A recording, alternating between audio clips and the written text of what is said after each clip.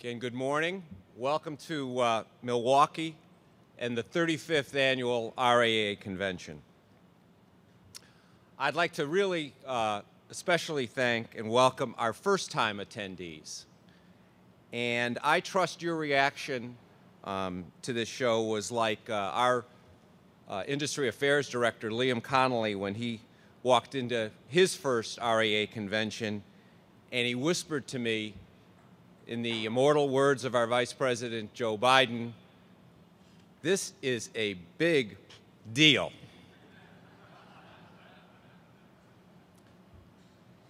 This is the fourth RAA annual convention that I've had the honor of working on.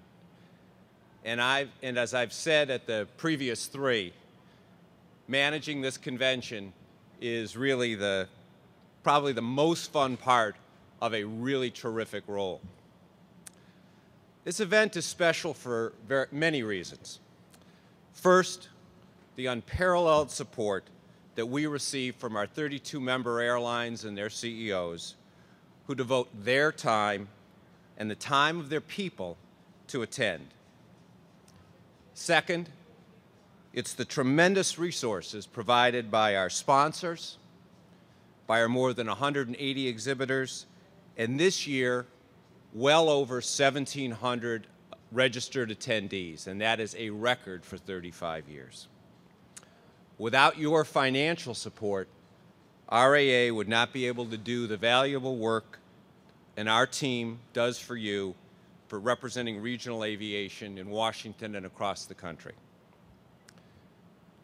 But the number one reason why the RAA convention is such a big, you-know-what kind of deal is the team of people who work on it and begin work on next year's convention literally while this one is still going on. And I'd just like to take a second to mention them.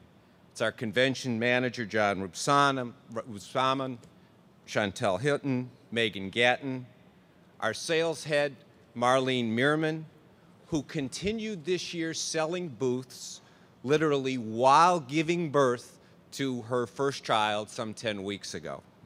And she's here on site selling booths for next year, so you make sure, please, you go out and see and pre-register and pre-sign up for next year. Our longtime sponsor, guru Diana Lundy, and our Emerald Media partner, Kelly Murphy, and most importantly, the core RAA team, Scott Foose, Faye Black, Liam Connolly, Dave Lauderer, who are all convention all the time for weeks in advance. And most importantly, the single person who has her hands on every lever of this event, RAA's operations manager, Stacy Morgan. No one works harder, cares more, or puts more sweat equity into this convention than Stacy. And her last-minute instructions email to the rest of us, marked at 3:13 a.m. the night before she left, says it all.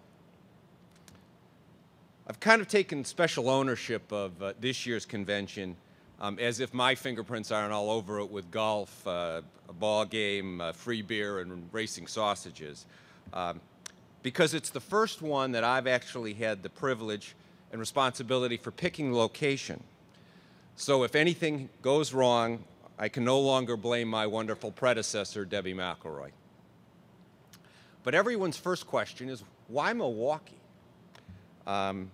Is it because our hometown host member airlines, Republic Holdings Frontier, with its 1,200 employees here in this community, and Air Wisconsin, headquartered an hour or so up I-41 up in Appleton? Is it because Milwaukee, the 23rd largest city in this country, is now the epicenter of airline competition with bargain fares, now get this, 50% below the fares everywhere else in the United States? Is it the wonderful hospitality of this community and the Convention Bureau, including a great deal on this beautiful hall? The answer is really all of the above. But the question of where we meet pales in comparison to why we meet, why we gather once a year as an industry, This year, some 1,700 strong, and it's the exact same reason we've done it for the last 34 years. It's the one place where everyone, all the regional airline professionals, share the absolute best practices with one another in every aspect of our industry, from communications to dispatch to in-flight, flight training, maintenance, operations, environmental, security, and most importantly, safety. Literally, every one of the meeting rooms below us and in the hotels across the street for 4 days straight are filled with airline professionals, industry people, federal regulators, nonstop from early in the morning through and past happy hour, including this year, we're proud to say, a joint meeting of every safety director from not only RAA's regional airlines, but our partners from the Air Transport Association and the mainline carriers. And I would like to take a second in our opening just to show you and just read a couple of items off some of the agenda, what these people have been doing for the last 4 years. Let me talk to you, just kind of run through some topics. Maintenance, Aviation Safety Action Program, LOSA audits for improving maintenance, Human Factors Task Force, SMS for maintenance, FAA's runway call to action, joint industry FAA stall stick pusher training work group, new pilot skills, assessment of pilot performance in initial training and line operations, pilot source study, flight university and academy perspectives on teaching professionalism, the AQP working group in dispatch, our RAA fatigue initiatives, the role of code sharing partners in future dispatch meetings, fatigue initiatives in the in-flight community and the growing dialogue about crew fatigue. And that's just a sample of what's been going on and will continue to go on for the rest of our convention. This demonstrates that the airline industry's one level of safety isn't just a slogan, it's what we practice every day and what the traveling public can count on. I'll share with you the most frustrating part about running this convention. That these nonstop meetings of airline folks is one of the biggest gripes we get from all of our exhibitors who are really paying the freight. But this year, we don't have to really force feed or funnel everyone into the exhibit hall because, frankly, once you're here, you're not going to want to leave. The buzz around this hall started last night, as you all hope joined with us for our opening exhibit hall reception and our walkthrough with the airline presidents yesterday afternoon. And today, it gets even better. Shortly, we'll hear from someone who holds one of the most important roles, not just in aviation, but in the entire nation, NTSB Chair Deborah Hersman.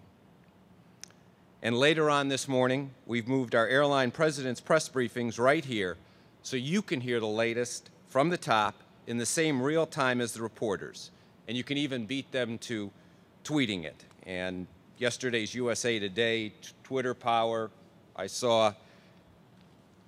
And speaking of those kind of tweets and Twitters and all those things I wish I knew how to do or wish hadn't been invented, have we got a deal for you at lunchtime? Free lunch right back here in the hall for everyone, and free entertainment where we're going to have a really wild,